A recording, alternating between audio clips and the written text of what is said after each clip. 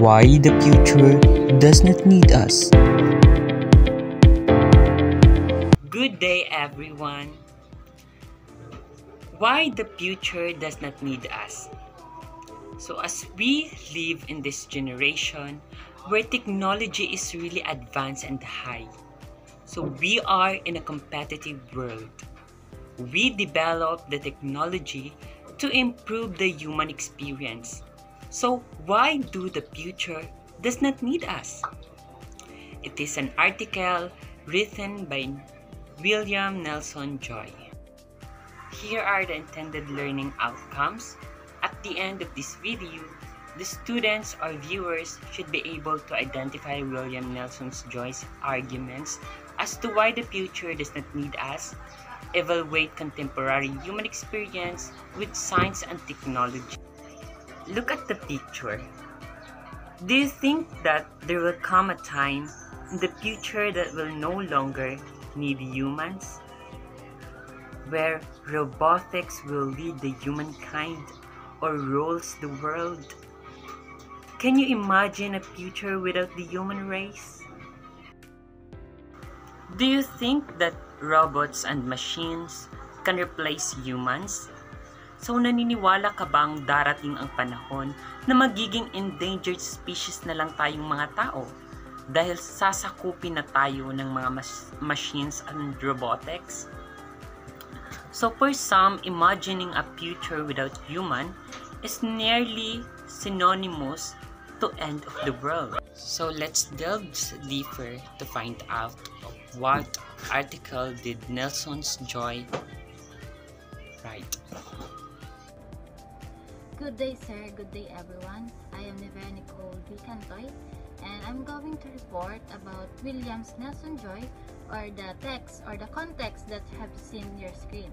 So, sino nga ba si William Nelson Joy? Si William Nelson Joy ay isang computer scientist and chip scientist at Sun Microsystems.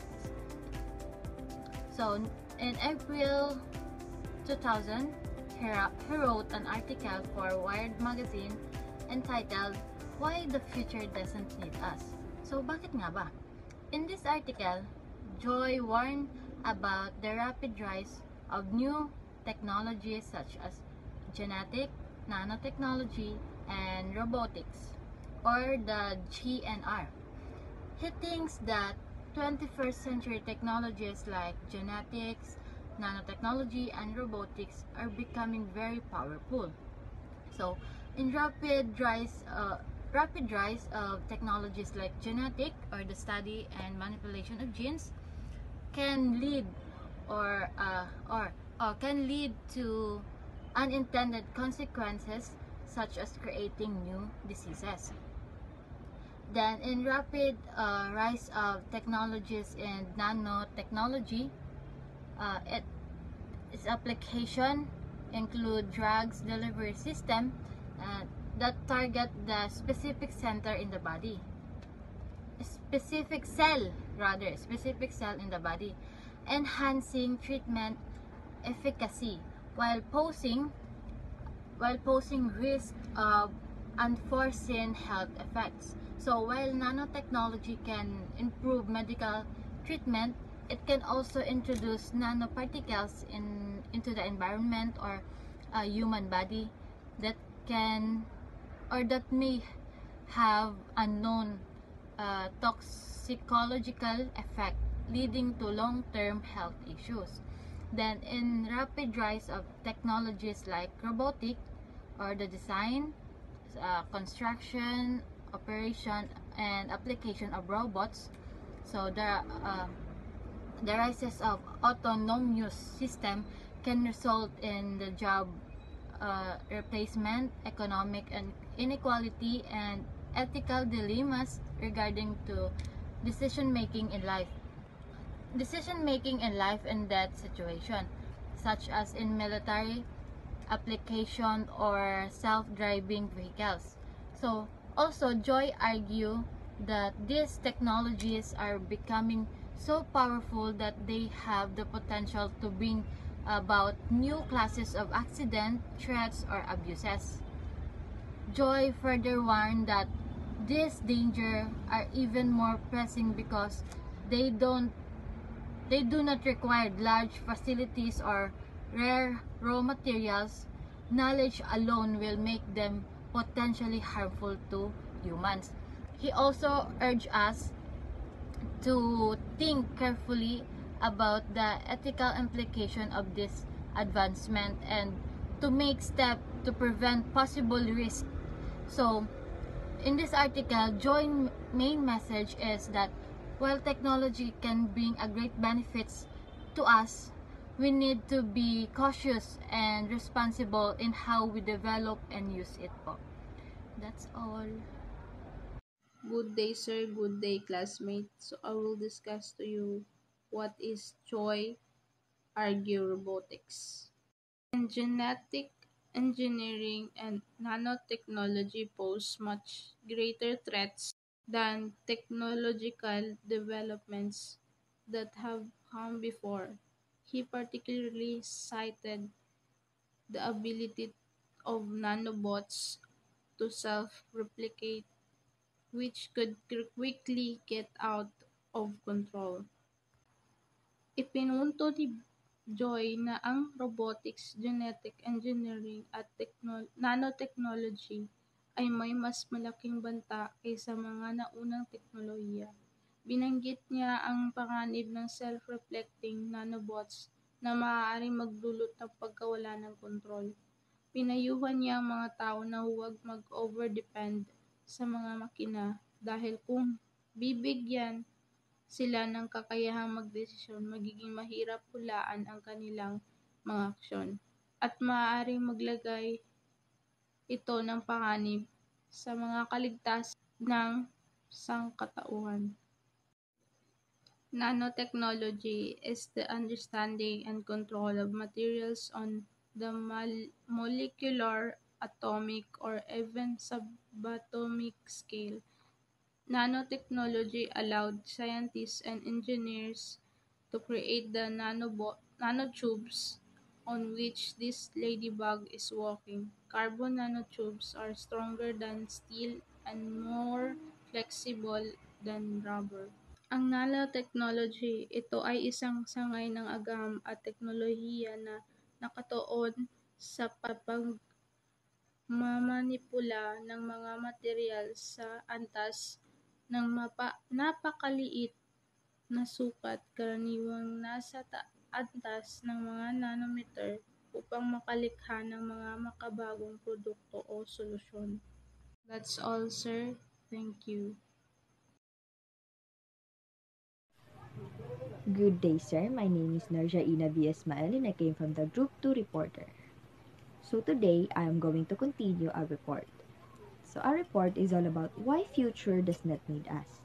So why future does not need us? So according to Joy drew to Theodore Kaczynski books, also known as Dana Bombard, argued in his manifesto,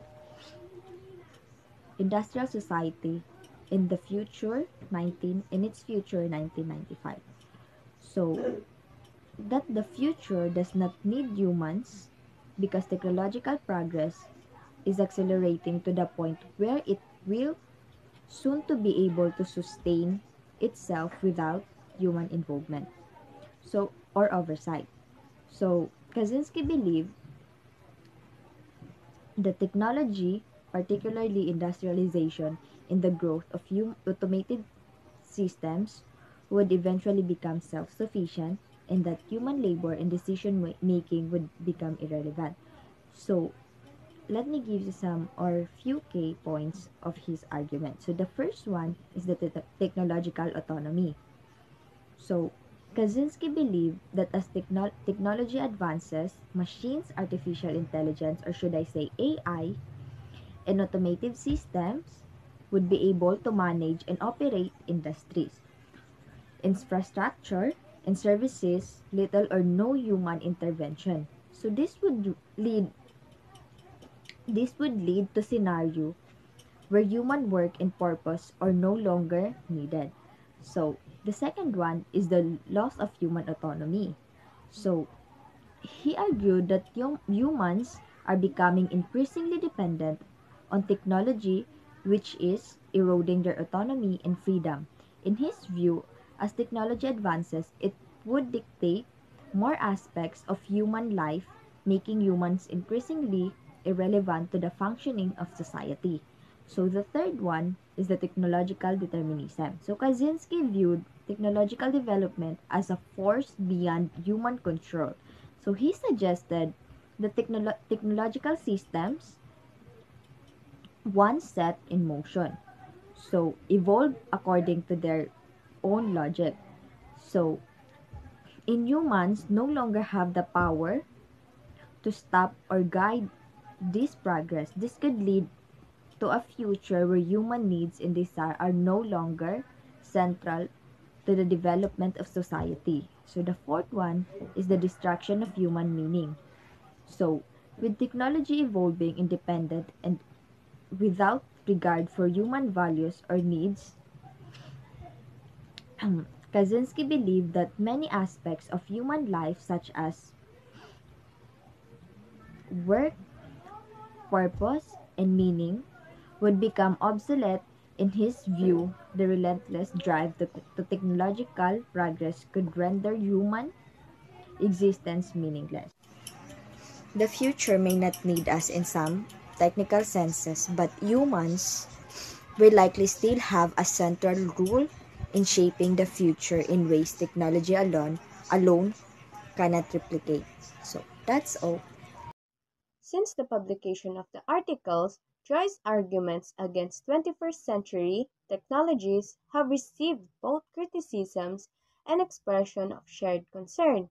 So, the critics dismissed Joy's article for deliberately presenting information in an imprecise manner that obscures the larger picture or state of things. So, hindi pininiwalaan ng mga critics ang article ni Joy dahil sa kulang-kulang na impormasyon na kanyang ibinibigay tungkol sa teknolohiya. Next is John Seeley Brown and Paul Duguid, 2001, in their article A Response to Bill Joy and the Doom and Gloom Technofuturists. So, they criticize Joy's failure to consider social factors and only deliberately focus on one part of the larger picture. So, other goes as far as accusing Joy of being a new Luddite. So, it means someone who rejects new technologies and show technophobic leanings. So, sa madaling salita, ang new Luddite is takot sa teknolohiya. Good day everyone, so my name is Sambranito Ismail from the group 2. As a material, Joy article tackles the unpleasant and uncomfortable possibilities that a senseless approach to scientific and technological advancement may bring, whether Joy proposition are a real possibility or an absolute moonshot. It is unavoidable to think of a future that will no longer need the human race. So sa article ni Joy, sinabi niya na ang pagkalawak ng science at ang technology ay pwedeng magkaroon ng negative impact. So pwede ring tama at pwede ring mali ang mga sinabi ni Joy. Pero kailangan natin isipin ang kinabukasan, na baka yung mga tao is di na kailangan dahil sa mayroon na tayong science and technology na nakakagawa nito. So example, meron na tayong robot tapos ang mangyayari iaalis na ang service crew. So aalis na yung mga taong nagtatrabaho kasi meron ng robot na nakakagawa nito. It makes thinking about the role and obligation of every stakeholder a necessary component of scientific and technological advancement. In this case, it is preeminently necessary that the scientific community, government, and business engage in a discussion to determine the safeguard of human against the potential danger of science and technology.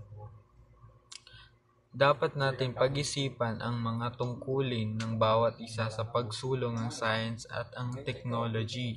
So kailangan ng mga scientific at government at negosyo na mag-usap upang maprotektahan ang mga tao mula sa mga panganib na maidudulot ng technology. So that's all po. So, the summary of why the future doesn't need us. So, it is giving the reader a negative interpretation of the future. So, Joy's presentation suggests na isang araw gigising na lang tayong magiging robot na ang lahat. If once human technology has advanced so greatly. Till a stage where robots have mind of their own and can make decisions for themselves, and there will no need for humans. Human leads the way and ability to serve others, while technology save many lives. So therefore, both in the future needs us. Thank you for watching.